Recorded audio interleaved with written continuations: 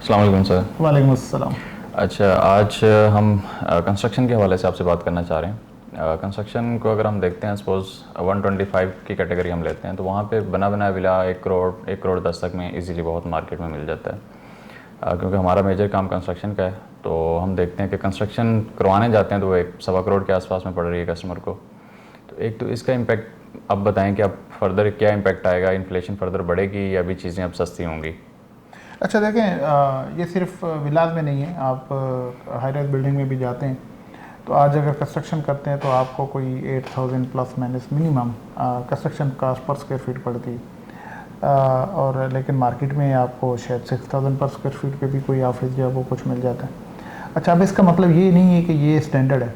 अगर कोई construction cost से भी कम अपनी प्रोडक्ट को सेल कर रहा है तो वो उस प्रोडक्ट का रेट या उसका स्टैंडर्ड नहीं बन सकता। इनफैक्ट वो कोई मजबूरी है या वो कोई पैनिक सिचुएशन है या किसी उस बंदे को उससे अगली कोई एक ऐसी अपॉर्चुनिटी मिल रही है कि अगर वो यहाँ लॉस कर रहा है तो अगली दूसरी जगह पे वो उसको प्रॉफिट मिल रहा है और वो प्रॉफिट दोनों को कलेक्टिवली देखता है तो वो ज़्यादा होता है। तो हमें इस चीज़ को एनालाइज करने की बहुत ज़्यादा ज़रूरत है। इसी तरह अगर विलास की बात करते हैं तो आप बिल्कुल सही कह रहे हैं कि बना बनाया विला इस वक्त जो है वो सस्ता मिल जाता है और ख़ुद बनाने जाते हैं तो वो महंगा होता है। तो फिर अगेन वही बात है कि इस कैलकुलेशन को देखना है कि ये स्टैंडर्ड नहीं है कि हमेशा बना बनाया जो सस्ता मिलेगा और ख़ुद बनाएंगे तो वो महंगा होगा।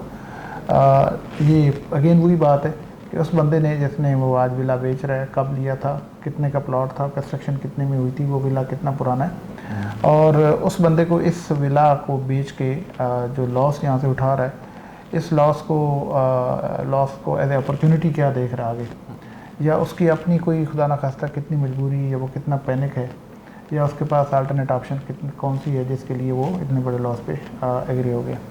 अगेन अगर हाई राइज बिल्डिंग में भी जाते हैं तो जिनको कोई मजबूरी नहीं है खुदा ना खास्ता या जिनका कोई बहुत बड़ा क्राइसिस है या कुछ ऐसे नहीं है तो वो अपनी प्रोडक्ट कम रेट पे कभी भी नहीं बेचेंगे, भले उनका बना हुआ है, भले सेमी कंस्ट्रक्टेड है, भले अभी बुकिंग पे जो भी जहाँ कहीं भी इस कम रेट पे चीज़ बिक रही तो वहाँ कोई ना कोई मजबूरी है या कोई ना कोई इस तरह का कोई फैक्टर हो रहा है। विलास पे भी यही होता है।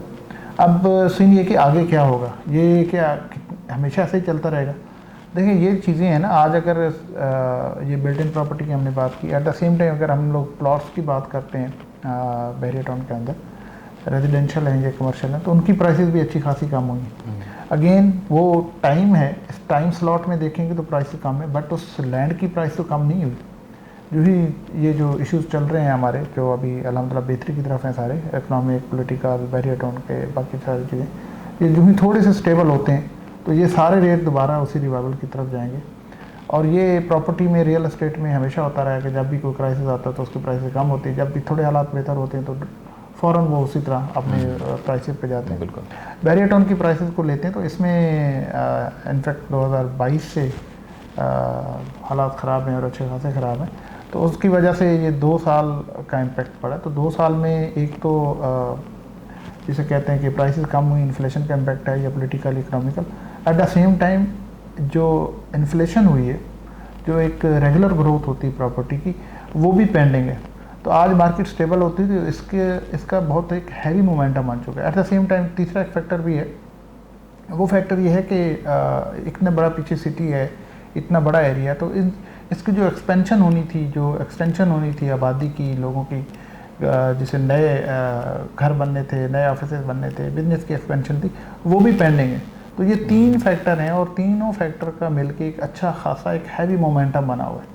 जो ही लोगों का ये सेंटीमेंट चेंज होता है, जो ही जो पॉजिटिविटी आज हम सब देख रहे हैं, हर सेक्टर में देख रहे हैं, हर एरिया में देख रहे हैं, ये जो ही थोड़ी सी प्रिवेल करती है, थोड़ी सी इसकी एग्जीक्यूशन होती है या इसकी मूवमेंट चलती है तो ये बड़ी पेस से ये सारी चीज़ें बेहतर होंगी। रेट्स को लेके, कंस्ट्रक्शन को लेके, लोगों को जो पैनिक सिचुएशन है, जो फ्रस्ट्रेशन है जिसकी वजह से अपनी चीज़ें लॉस पे बेच रहे हैं या कुछ है, ये सारी चीज़ें एकदम ये ठीक होती नज़र आ रही हैं। और मैं समझता हूँ कि अभी सारे फैक्टर जो हैं, सारे इंडिकेटर पॉजिटिव हैं और सारे इंडिकेटर पॉजिटिव होने की शायद मैं समझता हूँ जो सबसे बड़ा रोल है वो पॉलिटिकल रोल है। पॉलिटिकली जब इंस्टेबिलिटी आती है तो बाकी सारे रेलेवेंट जो है एरियाज़ हैं वो सारे इंस्टेबल भी होते हैं और वहाँ क्राइसिस भी आते हैं। और कुछ बहरिया टाउन के इंटरनल इश्यूज़ भी थे जिसमें हम लोग जैसे NOC की बात करते हैं, वो पहले कैंसिल हुआ था अभी दोबारा रिस्टोर हो गया। लीज़ के हवाले से बहुत सारे हमारे दोस्तों के क्वेश्चन होता है, आज लीज़ के हवाले से भी बहुत सारे लोग बात कर रहे हैं कि बहुत जल्दी लीज़ भी होने जा रही। लीज़ डेफिनेटली होनी है, टाइम मैटर करता है, तो लेकिन अभी आवाज़ें यही हैं कि जल्दी लीज़ भी हो जाएगी। मलिक साहब के भी कुछ जो इंटरनल चीज़ें बताई जाती हैं वो भी सॉर्ट आउट होती नज़र आ रही हैं, वो भी बताया जा रहा है। तो ये सारे इंडिकेटर्स जो हैं जब ये पॉजिटिव होते हैं तो ये जो गैप है जिनको हम कंस्ट्रक्शन को स्पेशली कि विला बनाने जाते हैं तो महंगा बनता है, बना बनाया सस्ता मिल रहा है, उसमें अंदर प्लॉट भी है, उसमें अंदर ड्राइंग अप्रूवल फ़ी भी है और उसमें ख्वारी भी है। सबसे बड़ी तो ख्वारी है कि वो आप उसको 1.5 साल 2 साल जो वेट करना पड़ता है कंस्ट्रक्शन के लिए, और बल्कि ये 2 सालों में तो जिन लोगों ने बनवाए या बनाए तो वो तो खजल ख्वारी उससे डबल होगी। तो बहरहाल इन शॉर्ट ये है कि ये टाइम है, या इन अदर वर्ड्स ये एक मजबूरी है जो सेलर की मजबूरी है, या वो पैनिक सिचुएशन है, या जिसे कहते हैं कि वो हालात से घबराने के बाद या किसी और आगे अपॉर्चुनिटी को अवेल करने के वो सारे रेट्स हैं। ना तो ये रेट कम हैं बने बनाए विला की, ना किसी ऑफिस के या किसी बिल्डिंग के वो रेट हैं जो आज मार्केट में कोट होते हैं, और एट द सेम टाइम ये मार्केट का रेट नहीं, किसी एक आध फॉर एग्जांपल जनाब के ऊपर कोई एक ऑफिस अगर सेल हो जाता है 6000 में, 7000 में, 5000 में, तो हम पूरे जनाब को कंसिडर कर लेते हैं कि जनाब पे ये रेट है। जनाब पे ये रेट नहीं है, वो किसी एक इंडिविजुअल ने उस अपनी मजबूरी की वजह से या अपनी अपॉर्चुनिटी की वजह से सेल किया। बाकी हर बंदा नहीं सेल कर रहा, ना हर बिल्डिंग में, ना हर एरिया में इस तरीके का रेट है। हाँ ठीक है, वो स्टैंडर्ड ज़रूर बन जाता है कि ये रेट हो गया, बट बेचेगा वही लॉस पे जिसकी अपनी कोई मजबूरी है या कुछ अपनी रिक्वायरमेंट है। स्लो मार्केट में बेचेंगे तो ज़ाहिर है वो स्लो मार्केट का जिसे कहते हैं इम्पैक्ट तो पड़ेगा, या वो स्लो मार्केट का रेट तो लगेगा। पर ये सेलिंग मार्केट ही नहीं है, कोई इस मार्केट में सेल करेगा तो ये लॉसेज होंगे। बाइंग मार्केट है, और ये बाइंग मार्केट आप बहुत जल्दी इंशाल्लाह देखेंगे इसमें बाइंग प्रेशर और बढ़ेगा, सेलिंग प्रेशर डेफिनेटली कम होगा। और मैं समझता हूँ हमारे जितने भी स्टेक होल्डर हैं बैरियर टर्म के स्पेशली, उनके लिए एक बड़ी खुशखबरी भी है और पॉजिटिविटी भी है। इस टाइम का हम सब ने बहुत लंबा वेट किया और लॉसेज उठाए।